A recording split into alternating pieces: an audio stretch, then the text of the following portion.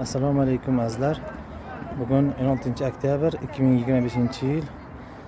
Biza Buxoro Umra jamiyati xodimlari yana Buxoro xalqaro aeroportda biza navbatdagi hojilarimizni umra safariga jo'natishlik uchun aeroportda kelganmiz. Hojilarimiz birin-ketin hammalari aeroportga kirib kelyaptilar. Bu hojilarimizga Alloh bir yaxshilikni iroda qilib, yaxshi ne'mat ato etdi. Bular bir juma Madinada, bir jumada esa Makkada o'qishadi inshaalloh. Hojilarimiz birin-ketin registratsiyadan o'tyaptilar. Inshaalloh hozir Jiddaga shahri bo'ylab uchib ketadilar.